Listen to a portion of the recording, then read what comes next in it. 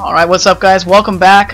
So I had a request to do a tutorial really quick on Juri's fireballs. So this will be just a quick tutorial for anyone who's never played Street Fighter 4, how her fireballs work. You can actually charge multiple fireballs. It's a really interesting character as well because it can go any direction you want. We got the high one, we got the low one. So we'll just describe how those work and the different phases. So you know she has a charging phase, when you can still move around after you charge it and release it. In addition to having multiple EX versions as well. So really quick, right off the bat, we'll just go over the damage. When you charge it, it's always a straight 60 damage for anyone. That was the light, that's the fierce, it's always 60 damage. The release, however, is different depending on which one you choose. The fierce is 60, and the light is 40, so the low one. The low one, however, it may seem worse, but it's nice because it always hits. Whereas this one will sometimes hit miss crouching opponents, the medium, and that one's 50. So they all have their uses. This one's generally to keep people out of the air. You can also do some air combos with it. So they all have their different uses that you just experiment around with.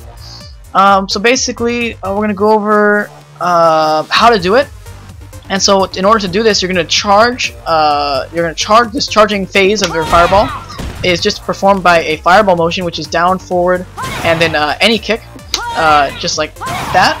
And so if you do this with the EX, you use two buttons. And whenever two buttons you press, it changes the direction of the fireball.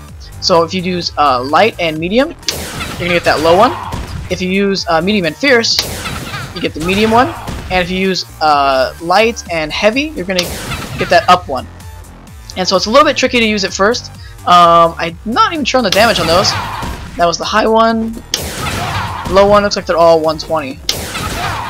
Great, it's all 120. And now, how do you use these in a combo? And so now, once you've learned how to charge it and walk around with it, it's a little tricky because you have to hold down the button. So you have to be holding. I'm holding light kick right now, and so now my finger is stuck on light kick. I can't move it, so I can no longer throw. Keep that in mind. You can't throw when you're holding the light button down, but you can still combo. So how I'm going to do this? I'm going to press like a medium punch or light punch or fierce punch, and then let the button go. And so it's a little tricky, you gotta practice in training mode for a little bit. But once you let it go, you can actually continue after it because they had quite a bit of flinch. So here's a good example. This is a very good one for beginners. Medium kick to fireball to medium kick.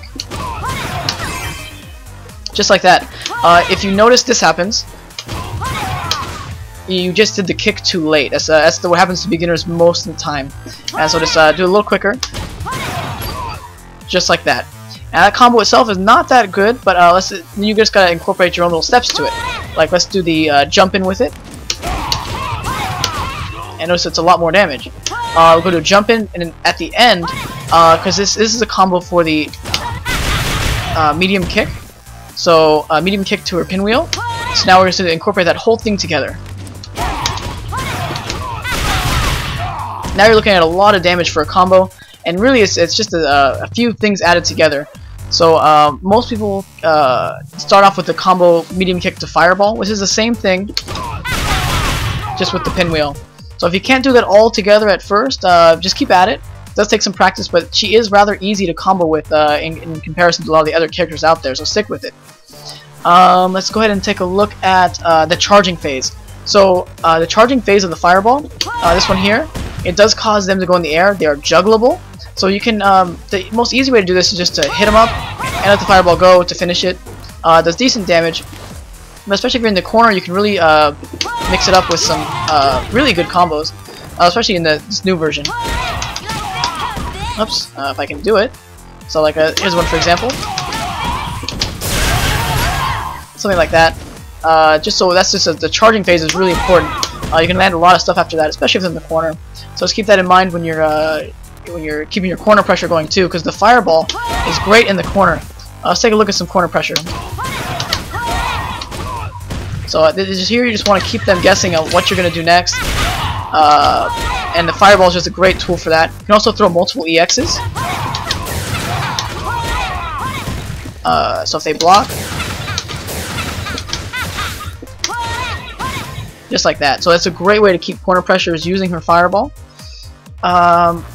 Let's see what else. And so releasing, when you release the fireball, what you want to do is you don't want to charge and release at the same time like this. It's very predictable. so hold it and then walk around, you know, do some anti-airs, whatever you gotta do, but then just release it randomly. And try to mix it up too, like just throw a high one every once in a while, and you can camp with this really well. I think that's about it for Juri's fireballs. If I missed anything important, go ahead and leave it in the comment section and I'll make sure to add it to the next one. But that's pretty much it. Just keep practicing with that combo, because once you get this one down, you're in really good shape. That's like her bread and butter.